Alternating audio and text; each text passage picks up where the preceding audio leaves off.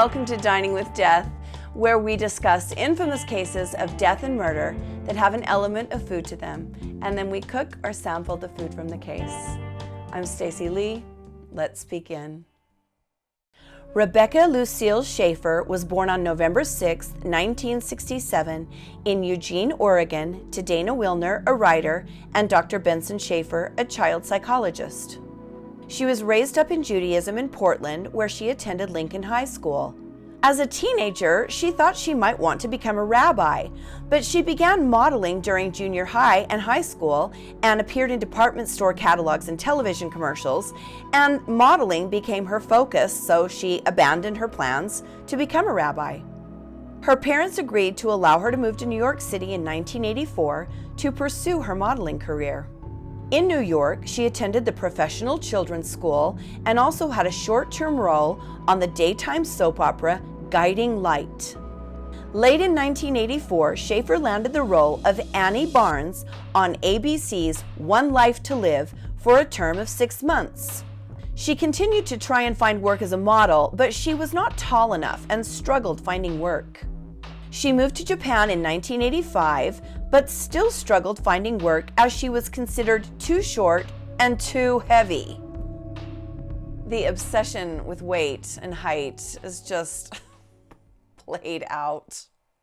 Rebecca then returned to New York City to focus solely on acting. She won a small role in the Woody Allen movie Radio Days, but her part was ultimately cut in editing. She appeared on the cover of 17 magazine, which drew the eye of television producers who were casting for the comedy My Sister Sam, starring Pam Dauber from Mork and Mindy fame. Schaeffer landed the role of Patricia Patty Russell, a teenager who moves from Oregon to San Francisco to live with her sister Samantha after their parents die. The series took off really well and had a great first season, but then quickly lost its audience and was canceled halfway through its second season in April of 1988. After My Sister Sam, Rebecca won supporting roles in Scenes from the Class Struggle in Beverly Hills, The End of Innocence, and the television film Out of Time. She also became a spokesperson for the children's charity Thursday's Child. I was a teenager during these years, and I have to admit, I don't remember My Sister Sam or any of those movies, so I'm going to have to look those up after this because I'm kind of curious. On July 18th, 1989, Rebecca Schaeffer was at her home in her Hollywood apartment, awaiting a courier who was supposed to bring her a script to study in order to audition in front of Francis Ford Coppola for the part of Michael Corleone's daughter in The Godfather Part 3. Had she landed that role, it would have been a life-changing role for her. Her doorbell rang at 10:15 a.m. and she went to answer the door, thinking it was the courier bringing her the script. Instead, a stranger stood at the door. It was Robert John Bardot, an obsessed fan who, unbeknownst to Schaeffer, had been stalking her for 3 years. He had paid a private investigator a small sum of money to acquire Schaeffer's home address and had then traveled from Tucson, Arizona to her home. Bardot was carrying a bag that contained a copy of the book The Catcher in the Rye, along with an autographed copy of Schaeffer and a card he had received from her in response to a letter he had written. Schaeffer's card to him read, "Yours was one of the nicest I ever got." When she saw Bardot on her doorstep, she smiled sweetly at him and told him she needed to get ready for an appointment. She then said, "Please take care," shook his hand, and closed the door. Bardot then left and walked to a diner where he ate breakfast. He spent a little time sitting in the diner thinking about what to do next. He then realized he also had a CD and a letter that he wanted to give to Schaeffer that he had been too nervous to give her. So he finished his breakfast and then he returned to her apartment. When Schaeffer came to the door again, she was visibly annoyed and, according to Bardot, said, "Hurry up, I don't have much time." Frankly, she handled it more nicely than I would have. If someone showed up to my house unannounced, left, and then came back and was continuing to bother me, I wouldn't be as nice as she was. Bardo responded to her, "I forgot to give you something." He then pulled out a .357 Magnum handgun and shot Schaeffer in the chest. She screamed and shouted, "Why? Why?" Bardo turned and ran, leaving the actress bleeding on her doorstep. A neighbor heard the gunshot and the screaming and called an ambulance, but she could not be saved. Rebecca Schaeffer died shortly after arriving at the hospital. Bardo ran into traffic, later reporting that he was trying to kill himself. He was shouting, "I shot Rebecca Schaeffer." He was quickly apprehended and taken into custody. Bardo had previously been diagnosed with bipolar disorder and had been institutionalized at one point. Earlier in his life, he had become obsessed with Samantha Smith, a 10-year-old American schoolgirl and peace activist who died in a plane crash in 1985. Bardo then switched his obsession to Rebecca Schaeffer and began writing her letters. He became convinced that he was forming a connection with her through these letters. Schaeffer had no idea that Bardo had come for her once before in the summer of 1987. He flew to Burbank from Tucson and made his way to Warner Brothers Studios with a bouquet of flowers and a giant teddy bear for Schaeffer. There he encountered security chief Jack Egger and told him, "I gotta see her. I love her. If I could just see her for a minute, please." Egger felt bad for Bardo and offered him a ride back to his hotel. Ew. I hope at this point in time we've learned from these terrible events and steps are taken to keep people a little safer than this. Bardo returned to the lot a second time a month after his first visit, but flashed a knife that time and was barred from the property. I mean, the fact that they didn't do anything is really kind of upsetting. He's showed up twice, been told to leave twice, and nothing? Really? Bardo soon became angry at Schaeffer when he saw her on Scenes from the Class Struggle in Beverly Hills, in a scene where she was in bed with a male co-star. That's when he went out and sought a private investigator to find her address. He paid just $300, and at that time, it was perfectly legal for a PI to obtain a person's address from their DMV records and give it out to anyone. Well, that should never have been the case. Bardo had his brother in Arizona buy a gun for him, even though his brother was aware of Bardo's history with mental illness. He then boarded a Greyhound bus headed for LA. He left behind a letter to his sister that included the line, "I have an obsession with the unattainable. I have to eliminate what I cannot attain." So the sister did nothing about that.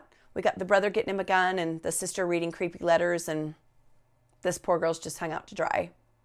A quick search of the murder scene uncovered a yellow shirt, a gun holster, and the copy of Catcher in the Rye Bardo had been carrying. While awaiting trial, Bardo told forensic psychiatrist Dr. Park Dietz that, quote, "There was just something very special about Rebecca, and I just couldn't let go of her." Let go of her? You never had her. She didn't even know you. I mean, I understand that mental illness is real and that there are people that get these obsessions, but it doesn't make it any less upsetting to hear those kinds of statements. Bardo further explained that he had been carrying Catcher in the Rye because that's what John Lennon's murderer, Mark David Chapman, did when he killed the musician. He also reported that the song Exit by U2 gave him the idea to kill Schaeffer. Yeah, whatever. I have a personal disdain for people who do really bad things and then try to blame art or music or movies. We're all responsible for our own actions, and we all have to take accountability. And that excuse, to me, we can leave that in the past. That's a done deal. Dr. Dietz, who examined Bardo, reported that he was a schizophrenic since childhood, but that he was not legally insane. Marcia Clark, the then unknown O.J. Simpson prosecutor, was the prosecutor on Bardo's trial, and she obtained a first-degree murder conviction. On October 29, 1991, Robert John Bardo was sentenced to life in prison without the possibility of parole. He remains in prison to this day, incarcerated at Avenal State Prison in California. He spends much of his time drawing celebrities, and many of his drawings are available online for purchase. Yeah, I won't be buying any of those. I'm good. The only good thing to come of this tragic murder is that anti-stalking laws were strengthened and rewritten in California. The Screen Actors Guild won their push to protect personal information held by the DMV. California then became the first state to restrict the distribution of personal information. Rebecca Schaeffer's young life was taken from her, and she was buried at Ahavai Shalom Cemetery in Portland, Oregon. So, as we do on this channel, we explore the connection that the cases we cover have to food. In this case, it's the connection to the all-American diner breakfast. Stay with me now as we go dining with death. For a lot of us, going to breakfast is kind of a ritual. A lot of people go to breakfast every morning. My husband's grandfather ate breakfast in the same place for 40 years. Every morning in this little diner in Moab, Utah. Breakfast is really a tradition for a lot of people around the world. I'm not a big breakfast eater, but when I do go, it's kind of for a special occasion, maybe something with my family or, a birthday or get together, brunch, something like that. But when I started this channel and I was combining food and death, it seemed very natural for me because there are certain foods that I don't eat ever without thinking about the crime that they're tied to. And I just kind of started this channel on a whim. I was in quarantine and I thought, I would really like to do this project and I would really like to be able to donate to cold case storage. And there were reasons that I had for doing it.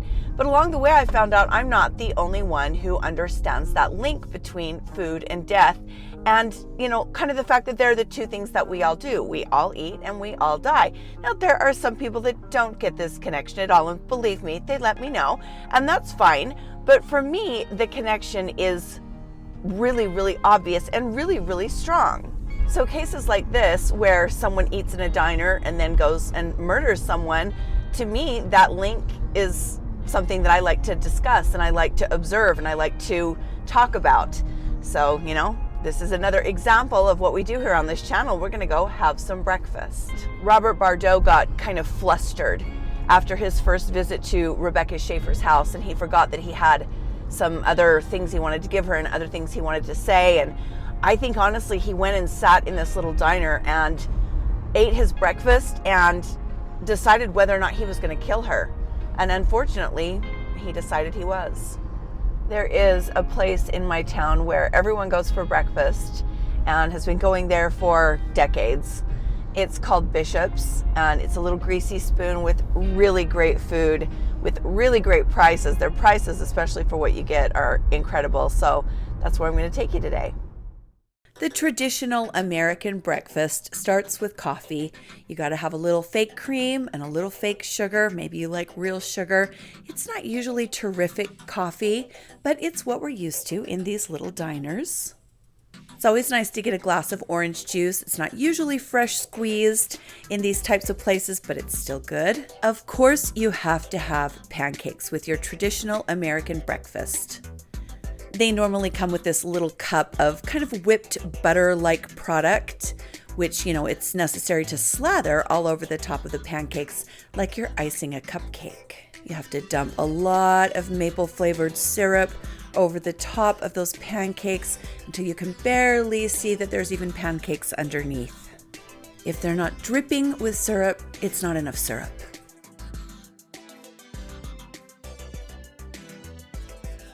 Then the traditional American breakfast always has a couple of eggs and some breakfast meats on it.